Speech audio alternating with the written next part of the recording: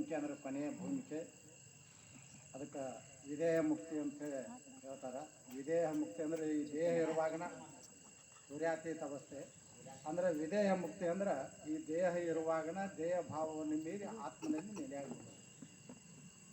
ದೇಹ ಸತ್ ಮೇಲೆ ಅಲ್ಲ, ದೇಹ ಇರುವಾಗನ ಮುಕ್ತನಾಗ್ಬಿಡೋದು. ಇದ್ರ ಸಂಬಂಧ ಇಲ್ದಂಗೆ ಇರೋದು. ಈ ಶರೀರ, ಜಗತ್ತು, ವಿಷಯಗಳು, ವ್ಯವಹಾರಗಳು ಎರಡಷ್ಟು ಅವನ ಸಂಬಂಧ ಇಲ್ಲ. ಅದರಿಂದ ಮೊದಲ ಹತ್ಕೊಂಡಂಗೆ ಆಗಿರ್ತತಿ. ಜೀವ ಭಾವದೊಳಗೆ ಇರೋ ತನಕ ಜೀವ ಭಾವ ಯಾವಾಗ ನಾಶಕತ್ತಂತಂದ್ರೆ ಆ ಕೊನೆಯ ತೂರ್ಯಾತೀತ ಅವಸ್ಥೆಯನ್ನು ಅಥವಾ ತೂರ್ಯಾವಸ್ಥೆಯನ್ನು ಪಡೆದ ನಂತರ ಅವನ ಜೀವ ಭಾವ ಸಂಪೂರ್ಣ ನಾಶ ಆಗಿ ಹೋಗತಿ. ವಿಷಯ ಭಾವನೂ ನಾಶ ಆಕತಿ. ಒಳ್ಳೆ ಯಾವ ವಾಸನೆಗಳು ಅವನಲ್ಲಿ ಇಲ್ಲ. ನೋಡಾಕ ದೇಹ ಇರ್ತತಿ, ವ್ಯವಹಾರನೂ ಇರ್ತತಿ, ಆದರೆ ಅವನಲ್ಲಿ ಯಾವ ಸಂಬಂಧಗಳು ಇರೋಲ್ಲ. ಅವಾಗ ಜೀವನ ಮುಕ್ತ ಅಂತ ಹೇಳ್ತಾರೆ. ಅಂದರೆ ಜೀವ ಇರುವಾಗನ ದೇಹ ಸಂಬಂಧವನ್ನು ಹರ್ಕೊಂಡಾಗ ಅದಕ್ಕೆ ಸಮಾಧಿ ಸ್ಥಿತಿ ಅಂತ ಕರೀತಾರೆ.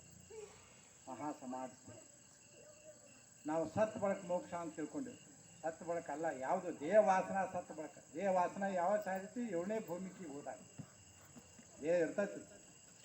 ಈಗ ಮಹಾತ್ಮರು ಜೀವನ್ಮುಕ್ತ ಸ್ಥಿತಿಯನ್ನು ಹೊಂದಿ ವಿಶೇಷ ಆನಂದದಲ್ಲಿ ಅವರು ಕಾಲ ಕಳೀತಾರೆ. ಪ್ರಾರಬ್ಧ ಇರೋ ತನಕ ಶರೀರ ಎಂದೋ ಸತ್ತು ಹೋಗಿರ್ತೈತಿ, ದೇಹ ವಾಸನ ಎಂದೋ ಸತ್ತು ಹೋಗಿರ್ತೈತಿ, ವಿಷಯ ವಾಸನ ಎಂದೋ ಸತ್ತು ಹೋಗಿರ್ತೈತಿ. ಅವರು ಜ್ಞಾನಾಗ್ನಿಯಲ್ಲಿ ನೋಡಾಕ ಶರೀರ ಪ್ರಾರಬ್ಧಕ್ಕನುಸಾರವಾಗಿ ಇರೋ ತನಕ ಉಂಡು ಉಡುದು ಅರಿವಿ ಬಟ್ಟೆ ಬರಿವೆ ಚಳಿ ಮಳಿ ಇವನ್ನೆಲ್ಲ ಕಂಡಂಗೆ ಹೇಳಿದಂಗೆ ಬಾಧಿಸ್ದಂಗೆ ಹೇಳ್ತಾರೆ. ಆದರೂ ಕೂಡ ಅದಕ್ಕೆ ನಿರ್ಲಿಪ್ತ ಆಗಿರ್ತಾರೆ. ಇವರ ವಿಧೇಯ ಮುಕ್ತರು.